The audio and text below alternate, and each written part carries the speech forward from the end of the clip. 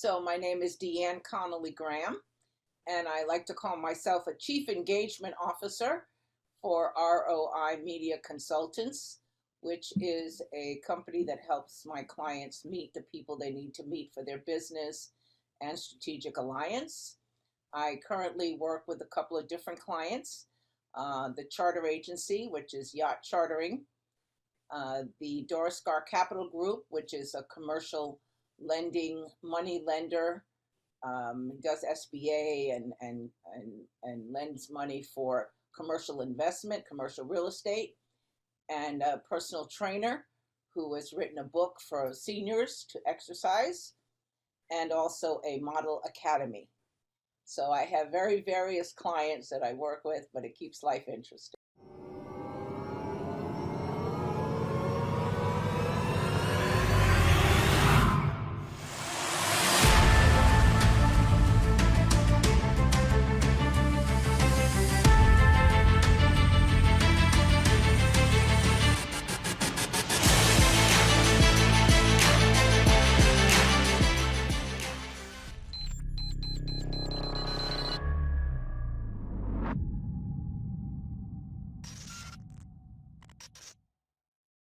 Hey, it's Kellen, and today on Diversified Game, as always, get your notepads, your phones, whatever you take notes or rewind.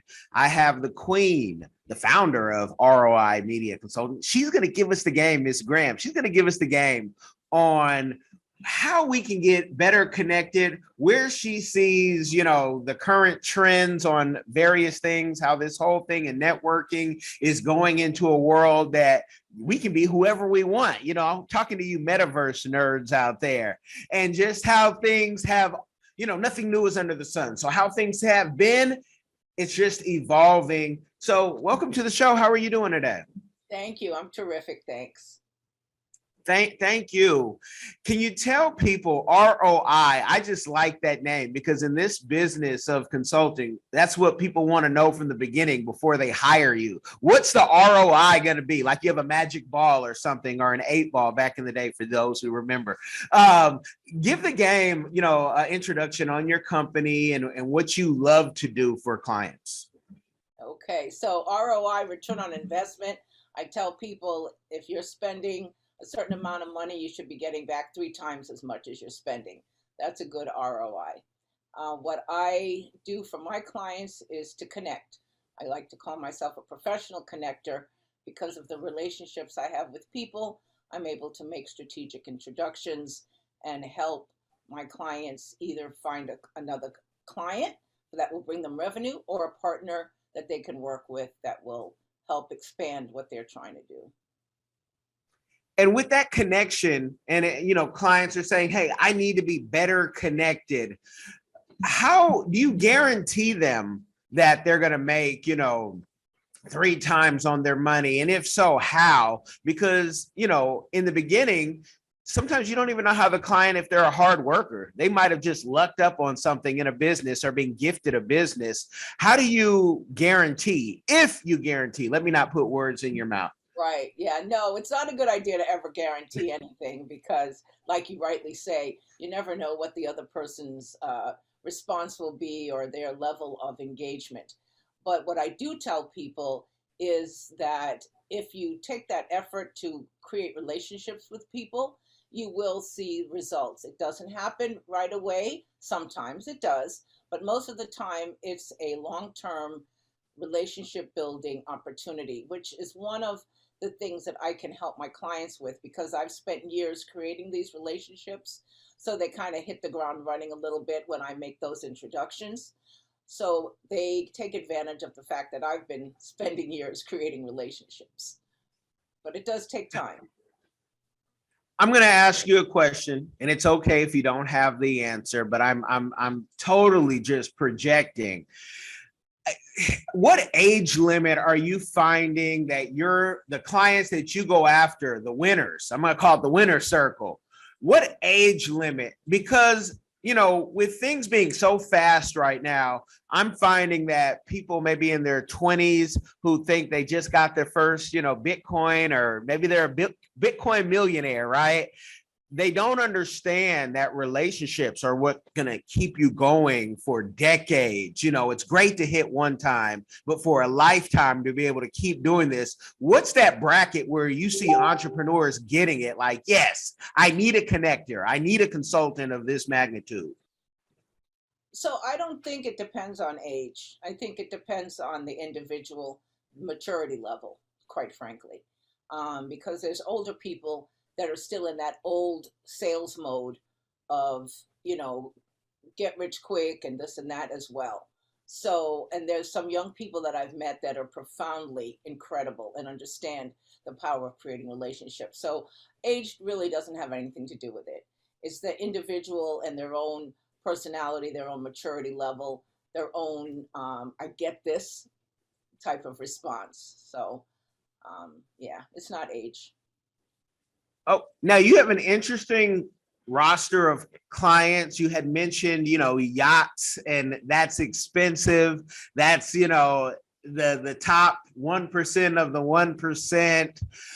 Talk about that experience, what it took to be able to get a, you know, get into that, and you know, just the type of people that you get to meet. I want to be like the rappers right now and just, you know, show that top of the top, creme de la creme So, lifestyle. so I actually met this client through the Miami Beach Chamber, which is one of the organizations that I belong to, and I highly recommend, no matter where you live in the world, that you attach yourself to a business organization like a chamber, because that's where you'll meet other business people who are expecting to hear about you and your business. So it makes it a lot easier to do sales and marketing when you're part of those types of organizations. Um, Basically, they came to me, which is how most of my clients come, by word of mouth. And it's a fun client because, as you say, it's a luxury item, and so I get to hobnob with the rich and famous. But it's not just for rich people, quite frankly. If someone wants a special experience for an anniversary or a birthday, they will spend a couple thousand and go on a yacht for a half a day. So it's really dependent upon what the type of experience that you feel is, it warrants spending that kind of money. But of course, there are those that will rent a yacht every month that have that kind of disposable income. And again, there's some that will be a once a year extravagance. So the key to that is to be sure that you are clear in what's expected. For example, with our yachts, you can't have more than 13 people on board, but there's other yacht charters that don't adhere to Coast Guard rules and they don't adhere to safety. So you have to also be cautious as a consumer when you are getting an item of, especially a high ticket item, that the safety, that the security, that everything that's supposed to be in place should be in place.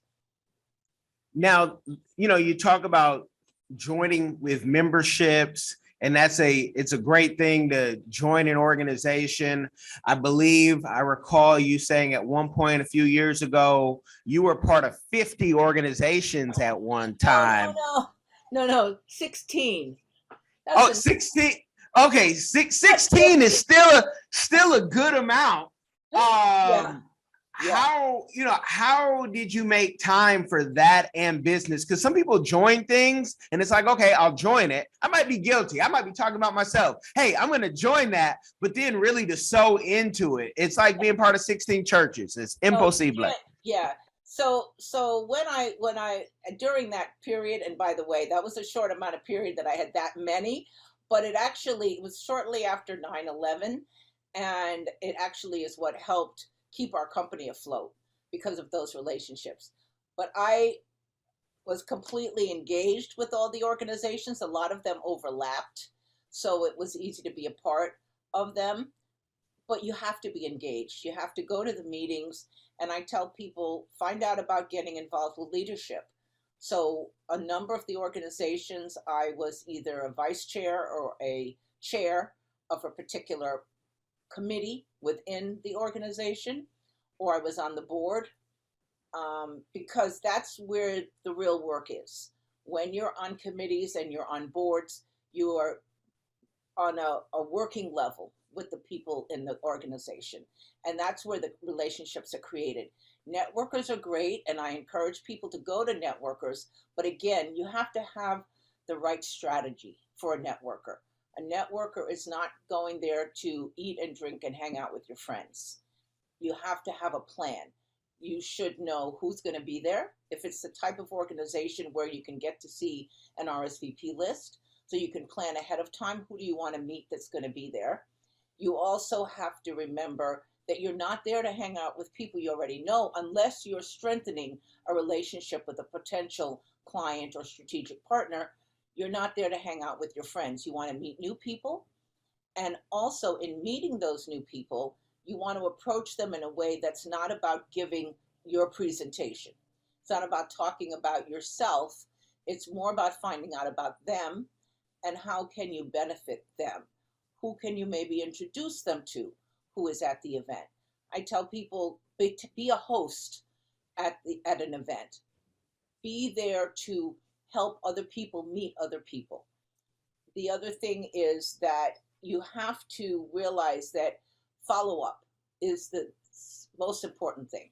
You can meet a ton of people, but if you don't follow up after you meet them, nothing happens. So again, and that's one of the things I work hard on also. You get the business cards, you make a little note to remember something about that person, and then you send an email the next day. It was great meeting you. Congratulations on your daughter graduating. Can we get together later this week or next week to discuss further an opportunity that might benefit your business? Those kinds of follow-up has to be done. The other thing I let people know is keep your eye on the news. And if you see someone that you want to meet or that you've just recently met and they're in the news, take a copy of the article, or in the old days, we'd cut out the article and put it in the mail, right? Now everything is digital. If you take the time to do that, though, and actually mail something to somebody, it's phenomenal how much of an impact that'll have. A handwritten note thanking someone. If it was someone that you really, really want to create a relationship with, send them a handwritten note. It was great to meet you at such and such, at such and such a date. Can we get together in a week or whatever it is? But the follow-up is critical.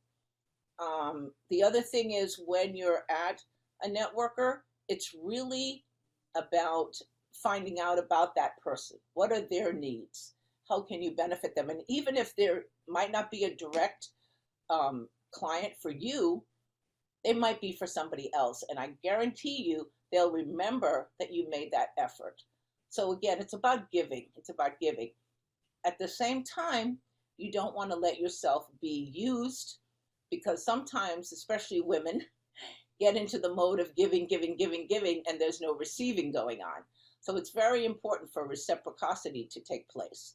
There needs to be a give and take. So if you find that you're doing for a particular person and they're not returning anything, kind of back off a little bit, because that's someone that's just out to suck you dry. And I've had those experiences as well. Haven't we all? I say business is a lot like dating or relationships. It needs to be, both parties need to be satisfied.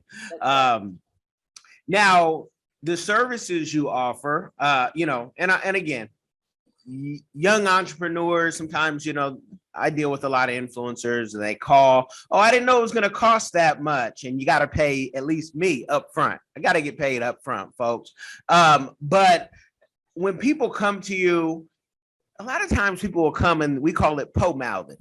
Well, I'm doing great in my business, but I just don't have it like that to pay you. But if you work with me until I get to the next level, when I blow up, you blow up type thing. For the young consultant who's hearing this now, or even PR professional, marketing professional, can you give them some advice on how to deal with clients who first come with their hand out and act like they have no money, but they're in $1,000 outfit? $100,000 car sometimes. Help them out, because you might be a lot nicer than I.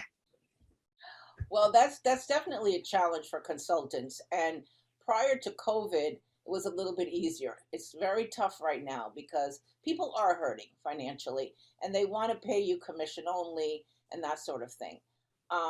But what I tell people is to understand your own worth and to realize that if you're charging a $3,000 a month retainer, that's what you're charging.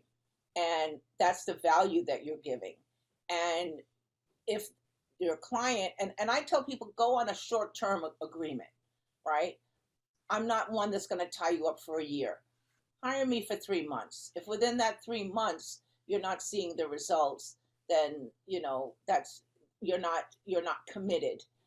But you do need to stick to a pricing plan. Dependent on how much time you're going to be giving that client, you need to add value to your time. Depending on the type of connections you're going to be making for that client, that is also a value, because it costs a lot of time and money to create those relationships. You're paying for membership dues, you're paying to go to events, there's a constant expense that consultants have to create those relationships. So all of that needs to be figured into your pricing structure. One of the things I had to learn was not to take on too many clients at one time. So I have learned to limit myself to 3 or 4 maximum. I'm actually at the max right now, because I'm a company of one. So you also have to understand your capacity, because what will happen, and what happened to me, was that I said yes to everyone, and I was running around like a chicken with my head cut off, and I got nothing done effectively because I was trying to do too many different things.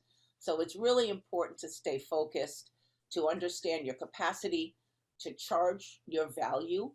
Now, obviously, if you're a brand new consultant coming out the gate and you're just starting with new relationships, you can't charge as much as someone that's been doing it for 20 years. But you do charge something. There has to be skin in the game, right? The client has to, even if it's $500 a month, there has to be some type of a retainer so that that client knows that there's an expectation. And then, of course, you add commission onto that if a deal gets closed. And again, depending on what your initial retainer is, your commission should be adjusted accordingly. So if you're charging a small retainer, your commission should be 20 to 25%. If you're charging a large retainer, 10% is usual. So it's dependent again upon what you're comfortable with, what your capacity is, and your level of experience. I love it. You guys are getting the game, whether you are listening on iTunes, iHeartRadio, our latest partner at AYV Radio in Freetown, Sierra Leone, or even watching on YouTube. Get those YouTube numbers up, like and subscribe and share it. You talk about 20 and 25%. Elvis Presley's manager was taking 50% and more. Tom Parker, whatnot, Colonel Tom Parker. So that's a very fair rate for that. Now, with that rate, and we're both members of the Chamber of Miami, is there any leeway in your rates and your commissions for people who are in organizations? I'm trying to kick up numbers to say, hey, if you join the chamber, you can get a better rate. Well, there's some businesses that will do that will give discounts to members. Yes, I don't do it only because it's not, it wouldn't fit into my business structure. But there are businesses that will definitely give discounts to chamber members. Yes, and that's always a good way, again, to create more of a relationship as well with fellow chamber members. Okay. Now, with all the projects, the excitement of consulting, no day is the same. What is a community give back that you're doing or that you would like to do in the future? So I do a lot, probably too much community give back. A number of those organizations are actually nonprofits. I'm chair of the board for a nonprofit called AUDA that's been around Miami Beach since 1977. I'm also on the board of the Women's Fund, which is an amazing organization that focuses on women and girls issues. And I work with a number of other organizations that are in the community. I sit on the City of Miami Beach's Black Affairs Advisory Committee as their vice chair, and that is more about human rights and businesses, procurement for Black-owned businesses, programming that will bring in culture and and Black owned or Black tourists, focusing on more of a cultural aspect to Miami Beach. So there's a number of different community organizations, and quite frankly, I that's where my heart lies. I like to feel that I'm doing something that is benefiting other people. I love especially working with women and girls.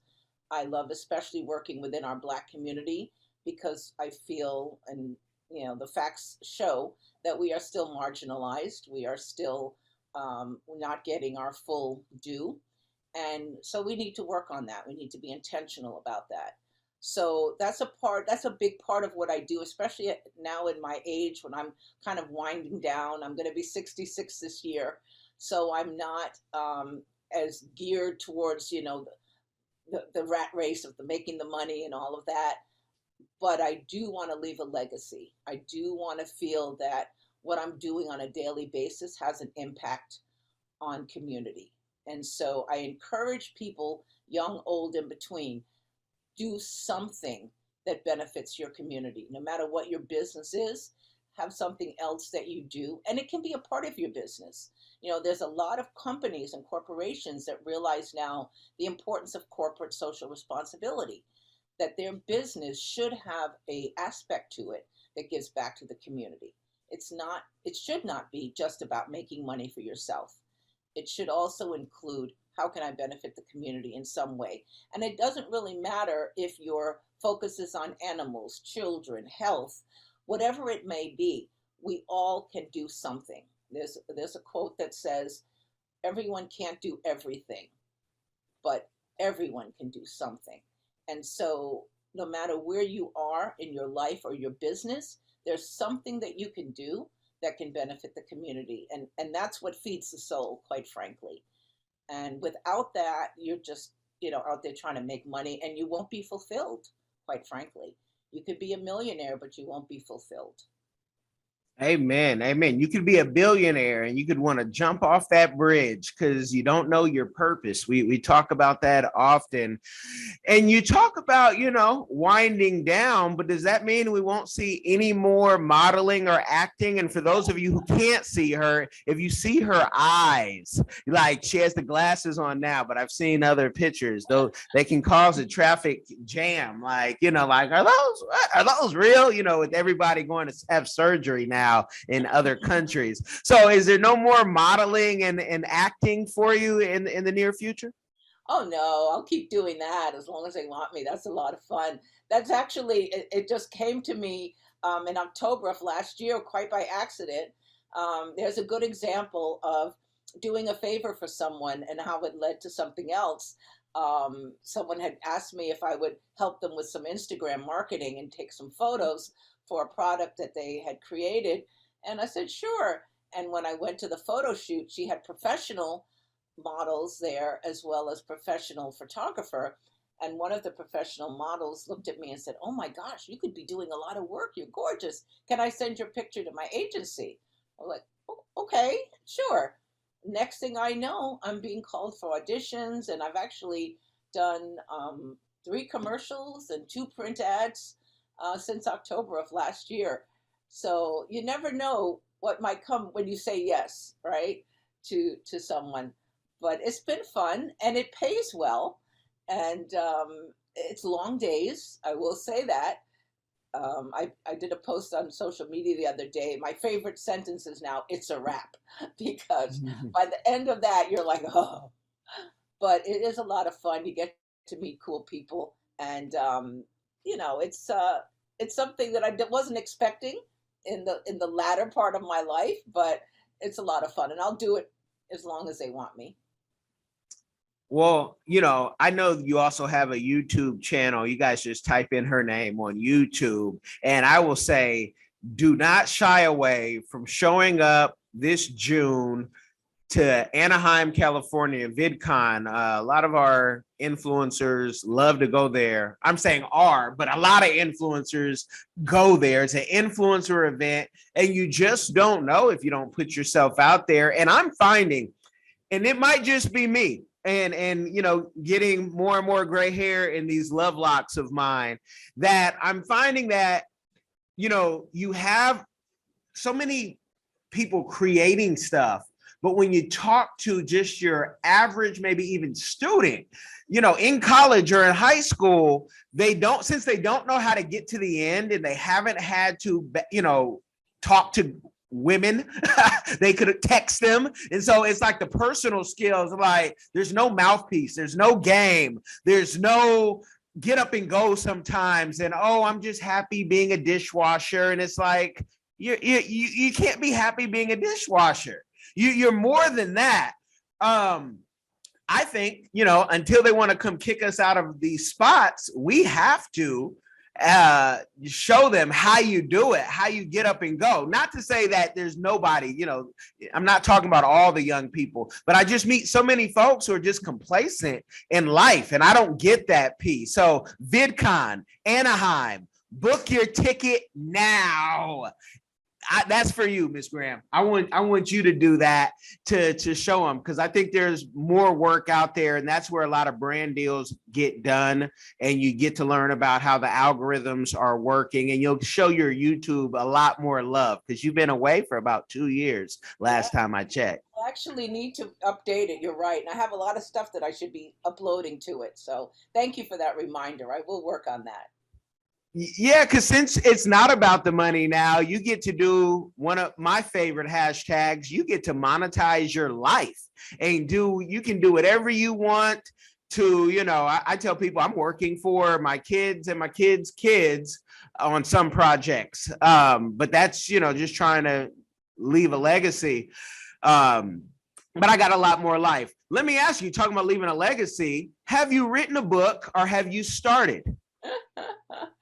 Oh, that's so funny. You should ask that question. So my son my son, who is an author, a historian, and has written an award-winning book, keeps telling me I need to write a book. I am a good writer and I have a lot of good things to share. And I had a friend that literally forced me not to write a book, because I can't call it a book. It's a 20 pages long, but she put it inside of a book that she was creating. That's a collaboration of stories, and it's actually my first published piece. And so I may end up writing more and publishing a book one day. But it's something that I keep hearing I should be doing, and we all have a book inside of us and that sort of thing. But it takes time, and you have to be intentional about it. It's something that you have to focus on, like anything else. So I've got so many other balls in the air. I haven't taken that particular one up yet, but it could be in my future, in the near future. Well, the newer way of writing a book when people don't have a big team like Penguin behind them is they just talk their book, have the transcriber, put the book out. Then you have another editor, folks, have another editor edit the book and put it out on Amazon and Ingram Spark and all those good things. So yeah, I can't wait, because you have a lot going on. I can see you on the yacht, writing the book, taking the pictures of the Instagram, doing a YouTube episode, and people say must be nice. That's a way that they hate on people when they don't think that they could do it too. Must be nice. That's like the shade. Tell the people, leave them with something, something inspiring, something that maybe changed your life and has helped you and your clients throughout this, career that you've had. I think that one of the things that I've always focused on is just try to be as authentic as possible. Don't try to be someone you're not. Whether it's in business or in your personal life. If you're not feeling it, don't do it, because you won't do it well.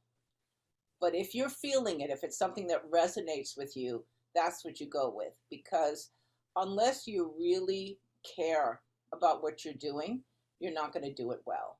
Unless you really care about the person you're working with, you're not going to work well with them.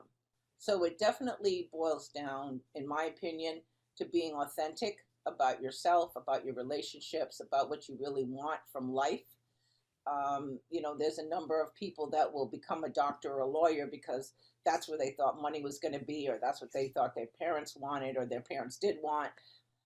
But at the end of their career, they're not happy, they're unfulfilled because that's not what they really wanted to do. So I encourage people, whether you're just starting out or whether you're in midlife or even older, find something that excites you, that gives you passion, that you look forward to waking up and doing. Because if you're not, life is too short. And even again, no matter how much money you might be making, if you don't feel that sense of purpose, that sense of passion, that sense of fire, life is boring and unsatisfactory and you're miserable. Wow.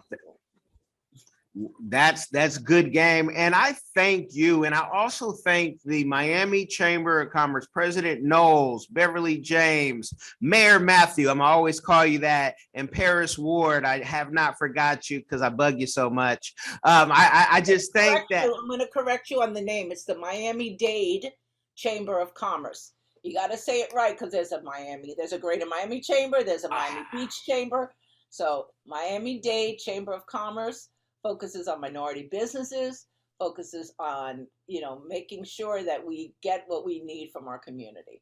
And it's a great chamber. I love that chamber. I do too. And I'll get the name right because being a newbie here, there's only one chamber in Miami to me, and it's the one that I saw looking so good in Tallahassee, connected and invited me and so welcoming. I had to become a member right then and there and got sick on that boat, shortly after that when we went fishing and a slew of other events. You guys have gotten the game. You've received it. Now what I want you to do is make sure you share this with somebody. It will change their life.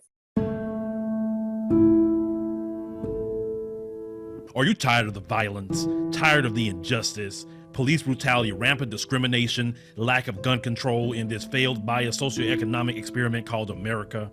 Or maybe you need a break from the relentless grind and want to regain control of your destiny, your wealth, your health, and your purpose. DiversifiedGame.com has the right course for you. Prepare for my first trip to Africa. Looking to reconnect with your roots, start a new business, or just a fresh start. Africa, aka the motherland, is waiting. Don't let the Chinese and the Mzungus have the fun and also take over the motherland. From Cairo to Mombasa, from Dakar to Cape Town, Africa has something for everyone, from business opportunities to the most amazing people, safety, leisure, and landscapes. The opportunities abound. It is time for the diaspora to reconnect with their roots. Time to reconnect with the birthplace of humanity. Africa is the last frontier.